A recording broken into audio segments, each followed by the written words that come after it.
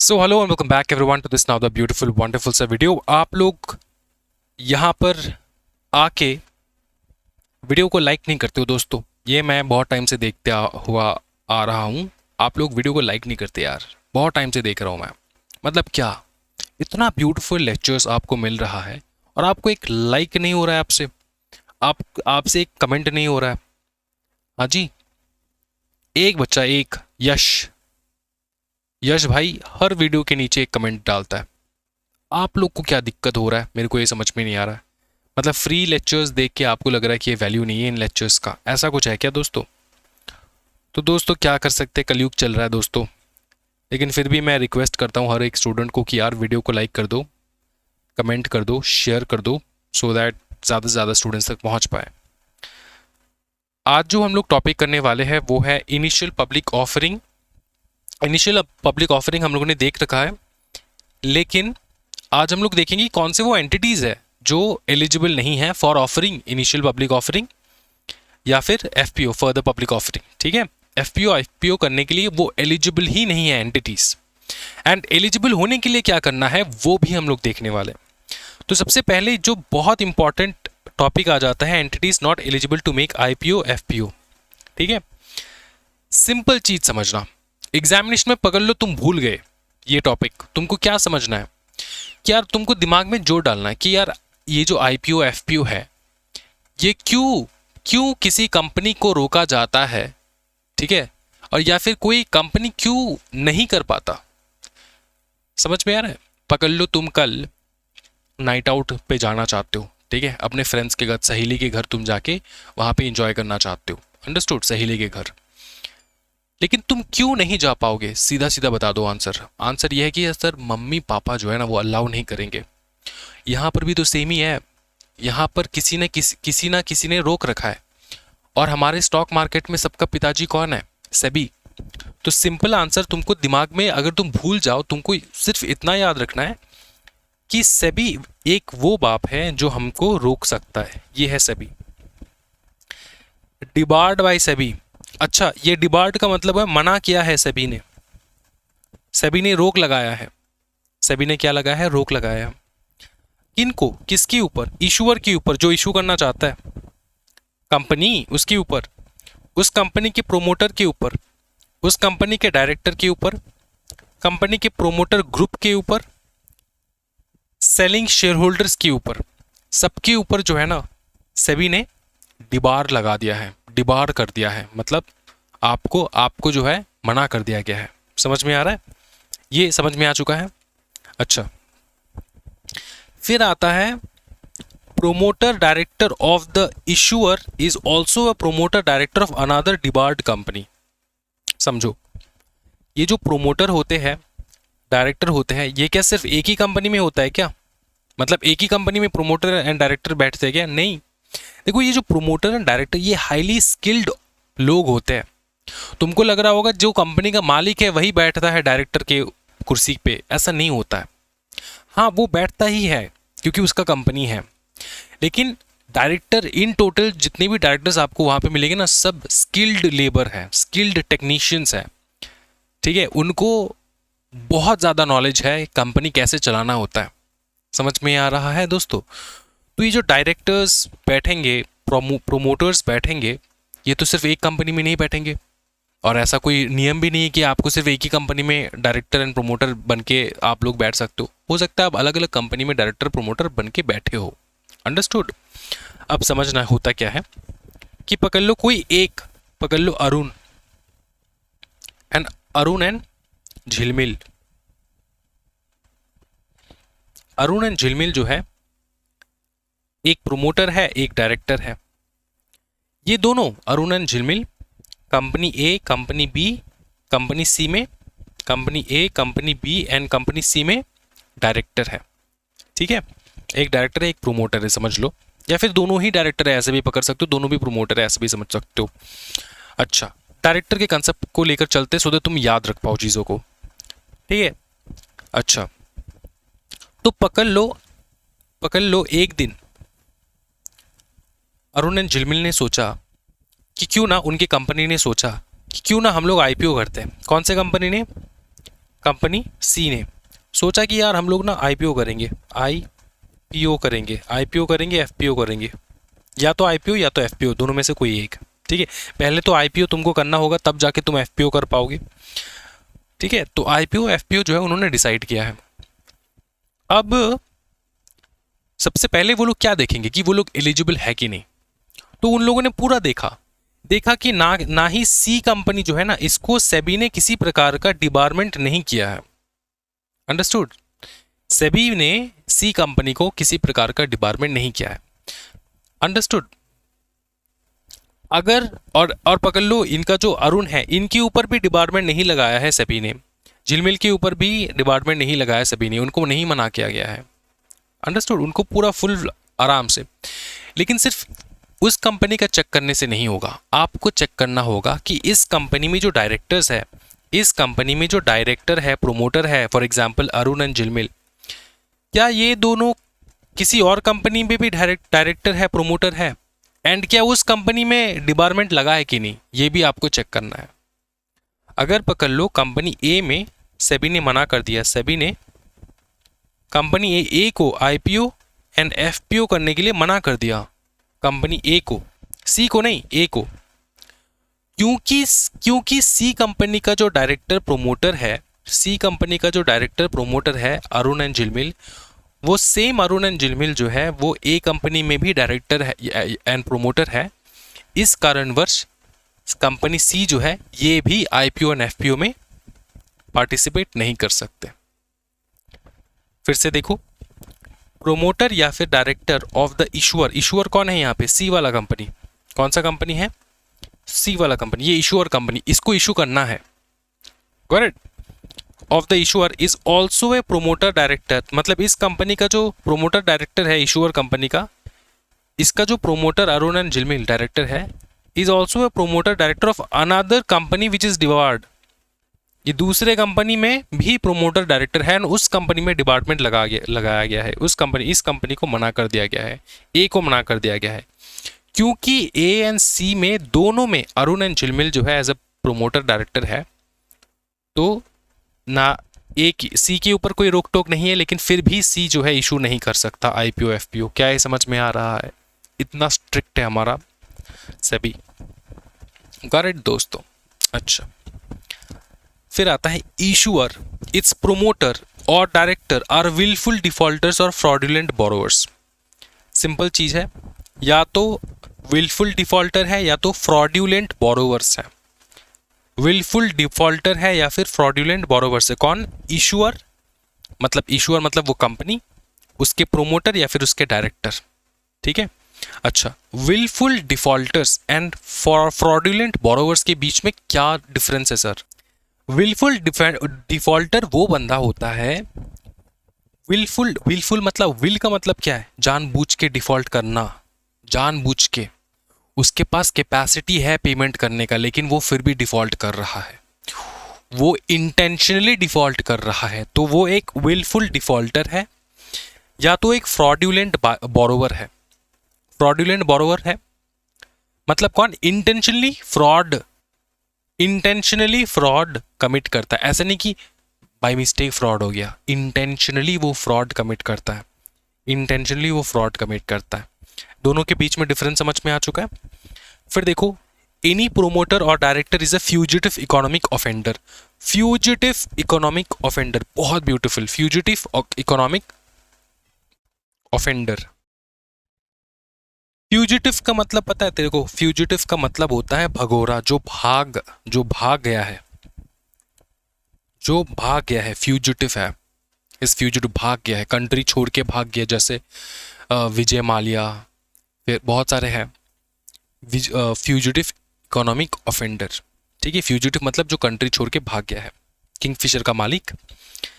फिर आता है इकोनॉमिक ऑफेंडर। इकोनॉमिक ऑफेंडर मतलब इकोनॉमिकली उसने कुछ पकड़ लो, चोरी किया है, बैंक लूटा, फ्रॉड किया करके भाग गया। क्या ये समझ में आ रहा है? हाँ जी, इसमें ना फ्यूजिटिव इकोनॉमिक ऑफेंडर वो होता है जो सीरियस फाइनेंशियल क्राइम करता है, सीरियस फाइनेंशियल क्राइम करता है। Got it?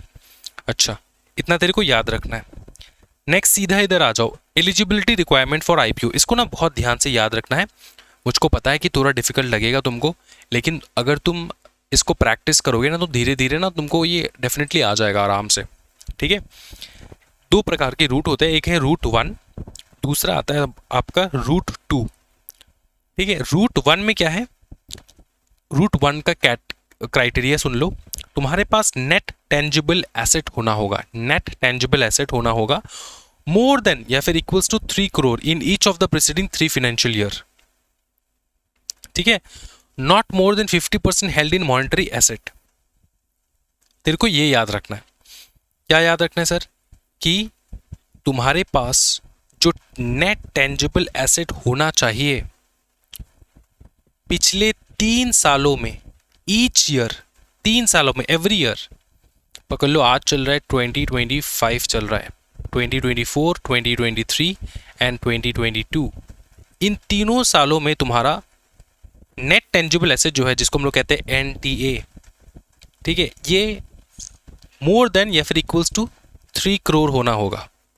ठीक है, in each of the preceding 3 full year, इसको तुमको याद रखना है, each of the preceding 3 full year. और सुनो, not more than plus not more than 50% held in monetary asset. 50% जो है तुमने as a monetary asset held कर रखा है, मनी के हिसाब से तुमने हेल्ड कर रखा है, money, monetary asset. Understood? Got it? Example sir monetary asset का जैसे कि कैश, बैंक डिपॉजिट, ठीक है, अकाउंट्स के रिसीवेबल्स, ये सारे मॉनिटरी एसेट की कैटेगरी में आ जाता है। अंडरस्टूड? मॉनिटरी एसेट का तुम अगर डेफिनेशन लिखना चाहते हो लिख लो, मैं बता देता हूँ तुमको। अ monetary asset is an asset that has a fixed value in terms of currency unit. Fixed value है उसका, जैसे ये रहना और पैसा रहना सेम बात है। मॉनिटरी एसेट तुम्हारे पॉकेट के अंदर जो जेब में पैसा है वो ही तुम्हारा मॉनिटरी एसेट है, इक्वल वैल्यू है।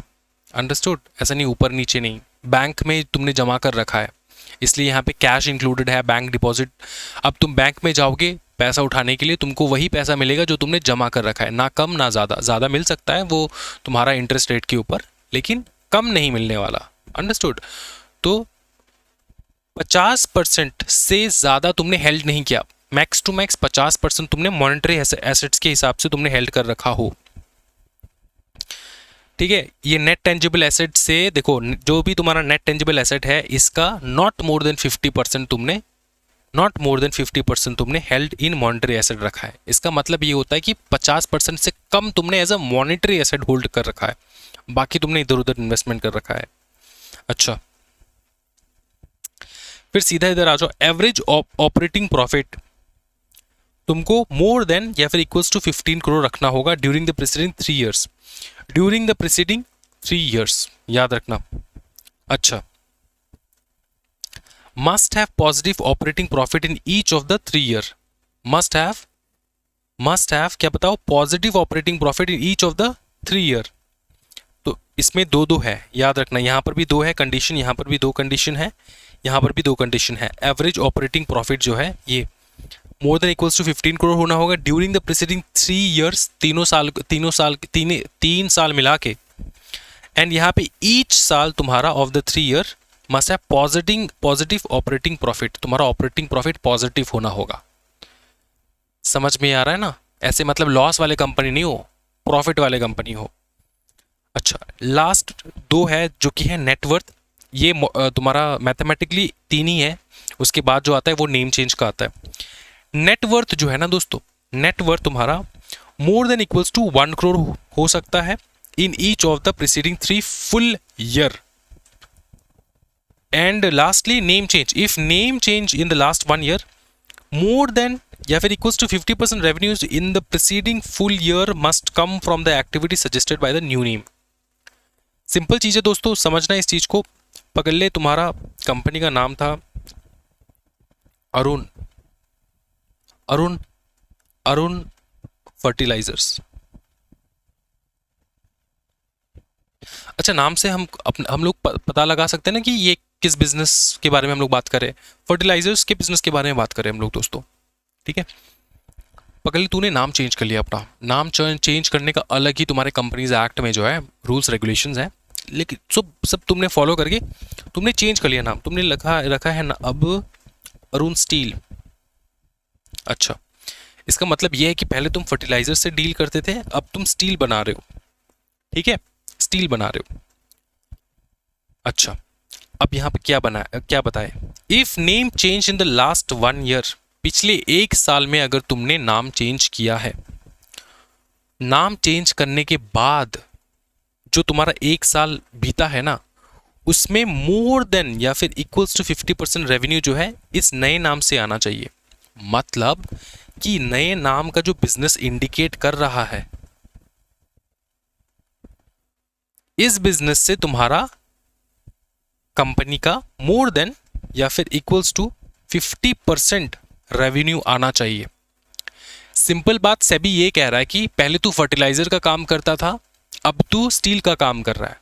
अब जो तू स्टील का काम कर रहा है 1 साल हो चुका है, अब इस 1 साल में तेरा जो प्रॉफिट फर्टिलाइजर्स के बिजनेस से नहीं, स्टील के बिजनेस से कम तेरा आज का 50% कम से कम 50% या फिर इक्वल्स टू, 50 से ज़्यादा नहीं, मोर देन 50% या फिर इक्वल्स टू है ना, तो इक्वल्स टू या फिर 50% से ज़्यादा रेवेन्यू जो है तुम्हारा इसी नए बिजनेस से आना चाहिए।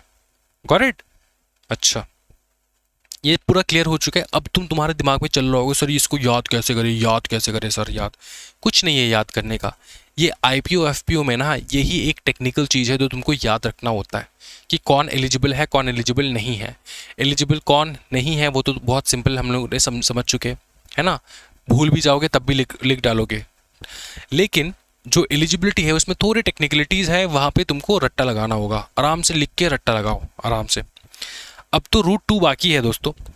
रूट 2 में देखो, if route 1 conditions are not met, route 1 तुम फॉलो नहीं कर पाए, issue must be through book building process. Book building process से तुम इशू कर सकते हो, कोई दिक्कत वाली बात नहीं है। ठीक है, ये सिंपल चीज है। बुक बिल्डिंग प्रोसेस से तुमको इशू करना होगा। अब ये जो बुक बिल्डिंग प्रोसेस है, ये हमने, अगर तुमने प्रीवियस क्लासेस देख रखा है तो उसमें मैंने एक्सप्लेन कर रखा है, और अगर तुमने इस वीडियो में डायरेक्ट आ चुके हो तो तुम बुक बिल्डिंग कॉन्सेप्ट देख सकते हो, यूट्यूब के ऊपर मैंने डाल रखा है। ठीक है, बहुत ब्यूटीफुल कंसेप्ट है, और ये फ्यूचर में जो हम लोग चैप्टर्स करने वाले उस चैप्टर में भी आएगा बुक बिल्डिंग, वहाँ पे मैं और अच्छे से एक्सप्लेन करूँगा। अभी इसको जानने का कोई दरकार नहीं है तुमको सिर्फ इतना याद रखना कि बुक बिल्डिंग प्रोसेस से तुमको करना होगा। अगर तुमने रूट 1 फॉलो नहीं कर पाए, रूट 1 फॉलो नहीं कर पाए, कोई दिक्कत वाली बात नहीं है।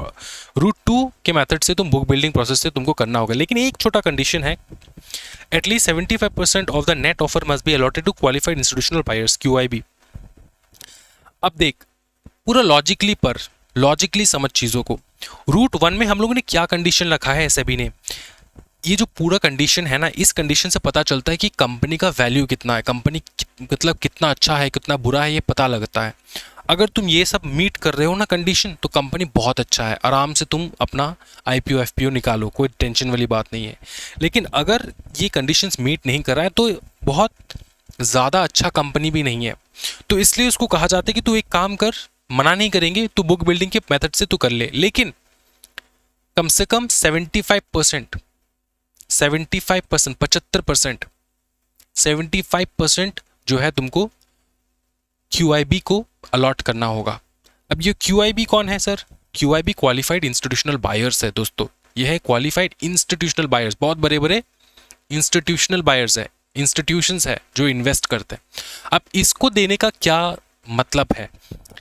सेबी कहता है कि भैया 75% इनको दे दो।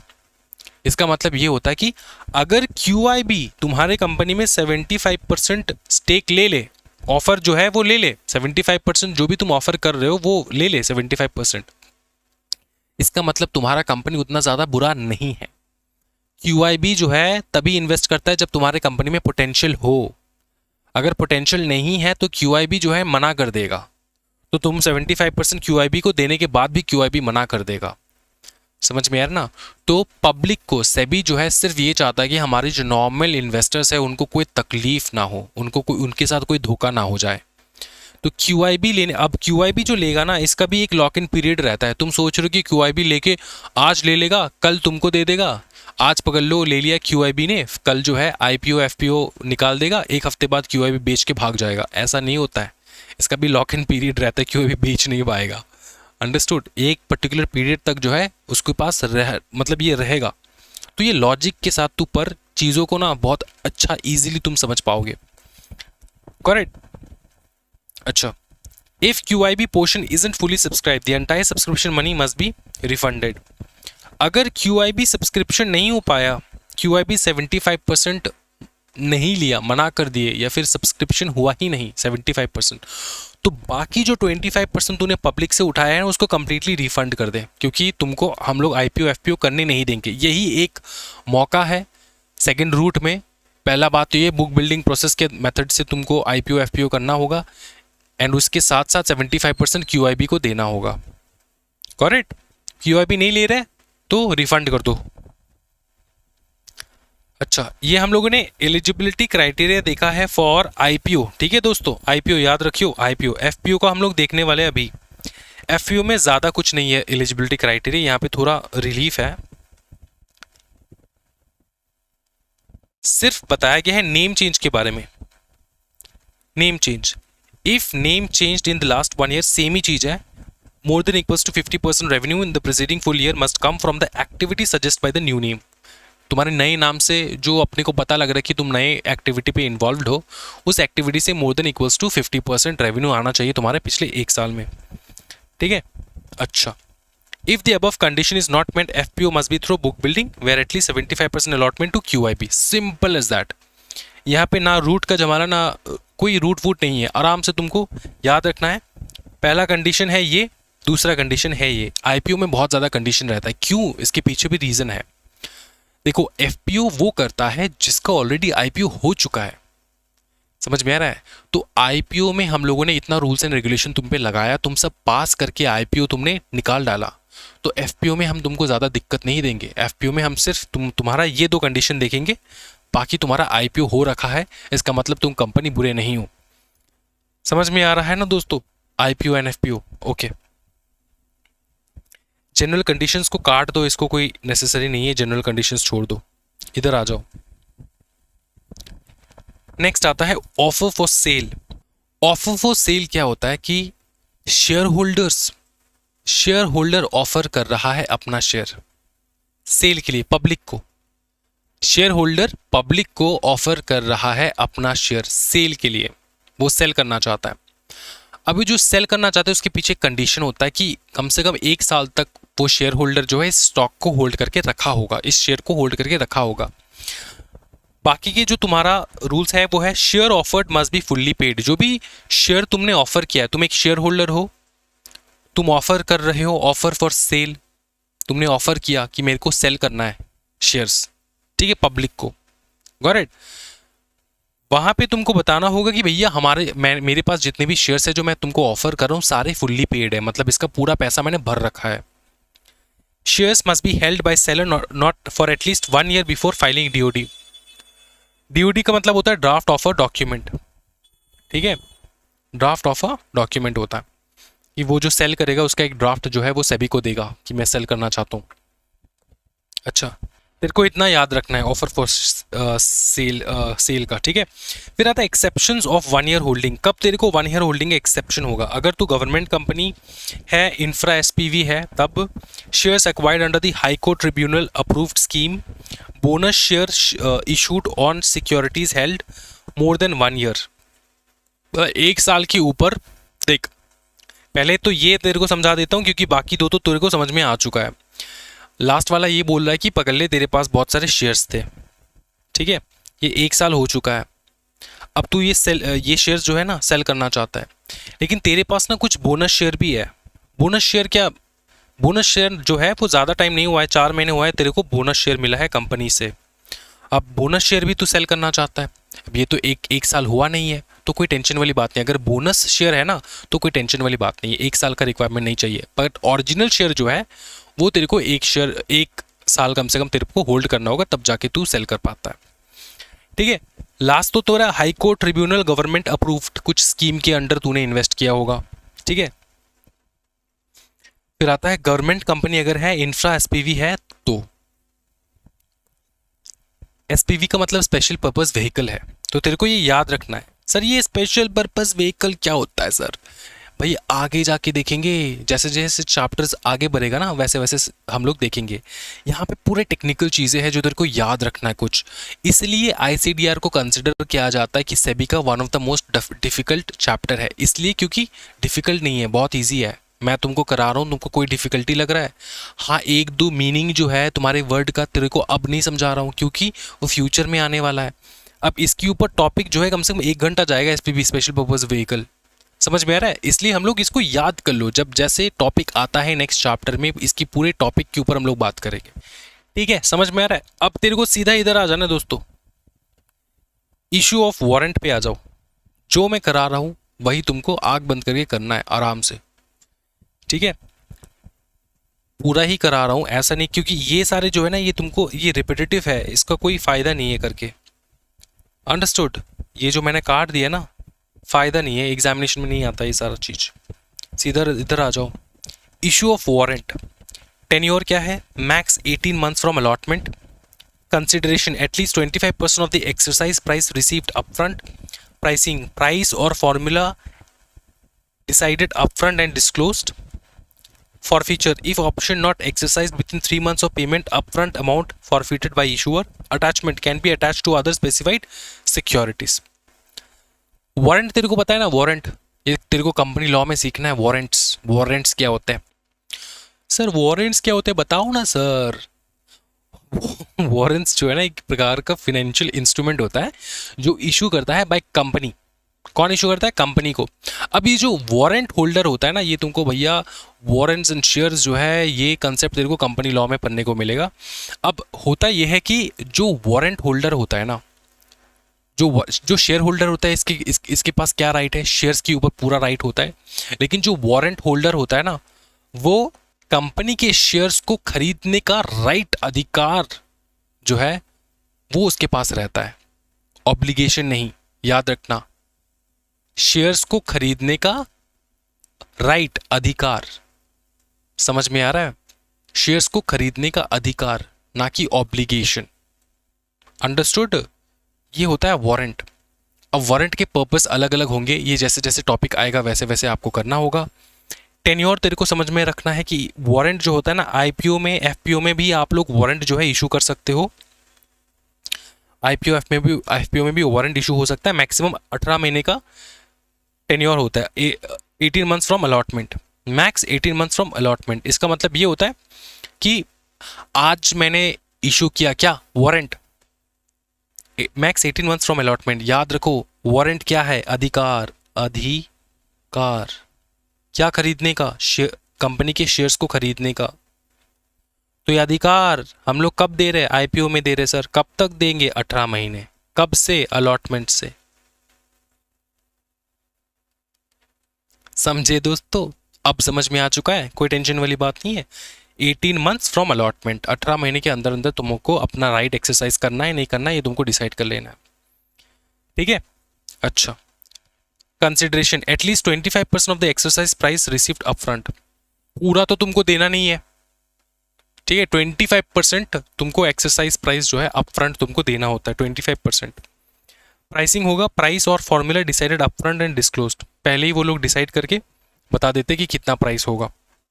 Forfeiture if option not exercise within 3 months of payment, upfront amount forfeited by issuer. ठीक है, मतलब जो तुमने अपफ्रंट 25% दे दिया है, 25% तुमने पेमेंट किया है, ठीक है, 25% तुमने ऑलरेडी पेमेंट किया है। अंडरस्टूड? अब if option not exercise within 3 months, 3 महीने का तुम्हारे पास ऑप्शन रहता है कि तुम एक्सरसाइज करो पेमेंट। ठीक है, अगर तुमने एक्सरसाइज नहीं किया, बाकी का पेमेंट नहीं लगाया 3 महीने में, तुम्हारा जो अपफ्रंट अमाउंट है वो फॉरफिट हो जाएगा। फॉरफीचर ऑफ शेयर्स तो तुमने सीखा होगा, फॉरफीचर मतलब कैंसिल हो जाना, फॉरफीचर हो जाता है तुम्हारे वो उस अमाउंट को। ठीक है, can be attach to other specified securities. ये वारंट जो है ये अटैच्ड ही होता है टू अदर सिक्योरिटीज के साथ अटैच होके जाता है। तुमको ना मैं एक काम करता हूँ, वारंट के ऊपर मैं एक यूट्यूब पे ब्यूटीफुल एक छोटा सा 10 मिनट का वीडियो अपलोड कर दूंगा। ठीक है, 10 से 15 मिनट 20 मिनट का वीडियो अपलोड कर दूंगा, बहुत ब्यूटीफुल, तुमको उससे समझ में आ जाए। सेपरेट वीडियो अपलोड करूंगा पूरा, ठीक है। एसपीवी कर दूं क्या? एसपीवी कर दूं क्या? चल एसपीवी कर दूंगा, ठीक है। यूट्यूब के ऊपर मैं डाल दूंगा जितना जल्दी हो पाए। अब देखिए जो पूरा हो रहा है इशू, क्या हो रहा है, आईपीओ एफपीओ हो रहा है, राइट। इसमें प्रोमोटर का कंट्रीब्यूशन कितना होगा, याद रखना हमेशा कम से कम 20%, ये हमेशा फिक्स रहता है, दिन रात हमेशा फिक्स रहेगा, ये तुमको याद रखना है, ठीक है। एटलीस्ट 20% तो तुमको प्रोमोटर जो है वो कंट्रीब्यूट करेगा ही, पोस्ट इशू कैपिटल, ठीक है। This is the minimum promoters contribution, minimum तेरे को 20% करना है, उसके ऊपर भी तो कर सकता है।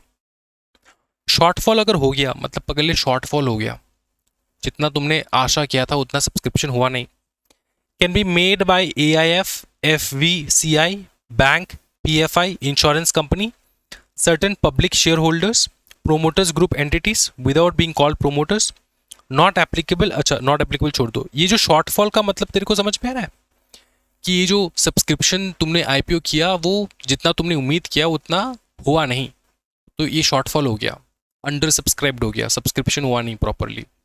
तो कौन आके बचाएगा, ये है तुम्हारा अलग अलग मार्वल हीरोज, ठीक है। मार्वल के जैसे स्पाइडरमैन, फिर तुम्हारा आयरन मैन, फिर तुम्हारा कैप्टन अमेरिका, फिर हल्क, ठीक है, ब्लैक विडो, ये सारे हैं ना।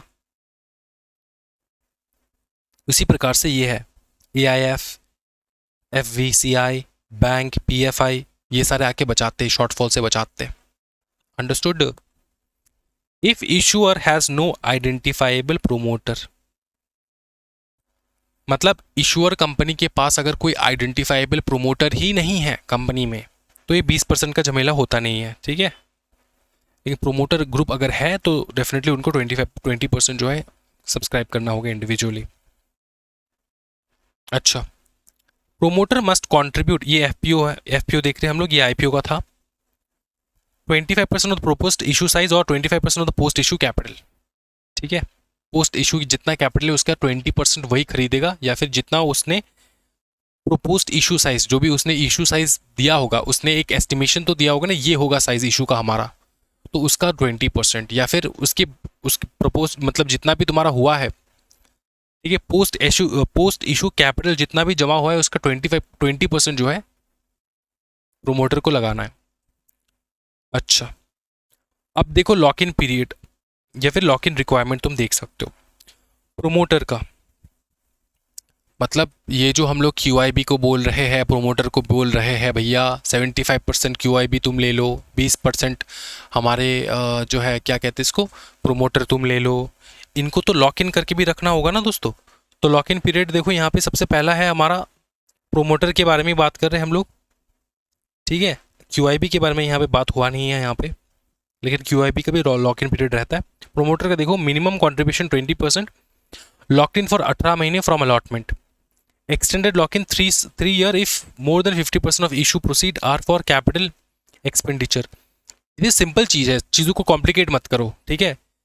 देख तूने जो इशू किया ना उसके पीछे कोई रीज़न तो होगा, तो 50% से ज़्यादा पैसा जो तू उठा रहा है वो कैपिटल एक्सपेंडिचर में यूज़ करने वाला है, ठीक है। कैपिटल एक्सपेंडिचर में तू यूज़ करने वाला है। कैपिटल एक्सपेंडिचर क्या होता है भैया, assets, fixed assets, land, building, machinery, equipment, इन सब में तू इन्वेस्ट करने जा रहा है। इस मंशा से तूने पैसा उठाया है, और कितना तू इन्वेस्ट करेगा, मोर देन 50%। तो अगर ऐसा है तो तेरे को 18 महीने में छोड़ने नहीं वाले हम लोग, कम से कम 3 साल तेरा लॉक इन पीरियड होगा, 3 साल लॉक इन पीरियड होगा, मतलब तू अपने शेयर्स को बेच नहीं सकता, 3 साल तेरे को लॉक इन करके रखना होगा शेयर्स को दोस्तों, बहुत ब्यूटीफुल। फिर देखो contribution above minimum, locked in for 6 months from allotment IPO, extended lock in 1 year if more than 50% of issue proceed are for capital expenditure. देख कॉन्ट्रीब्यूशन अबव मिनिमम का मतलब क्या है, 20% के ऊपर जो भी तूने कॉन्ट्रीब्यूट किया, प्रोमोटर्स के बारे में बोल रहे हैं हम लोग, 20% का तो भैया तूने लॉक इन पीरियड ये है, 20% के ऊपर पकड़ ले तूने और 10% जो है ना खरीदा है, तो इस 10% के ऊपर क्या रूल्स रहेगा, ये रहेगा लॉक्ड इन फॉर 6 महीने, 6 महीने के लिए लॉक इन रहेगा, ठीक है। और अगर तूने वही सेम चीज है कैपिटल एक्सपेंडिचर के लिए उठाया होगा तो इस 10% का ना, ये पहले तो तुम्हारा 3 ईयर था 20% के ऊपर, ये जो तुम्हारा मिनिमम के ऊपर जो भी तेरा परसेंटेज है 10 हो 15 हो 12 हो 8 हो 7% हो जो भी हो, वो 1 साल तक तेरे लॉक इन रहेगा।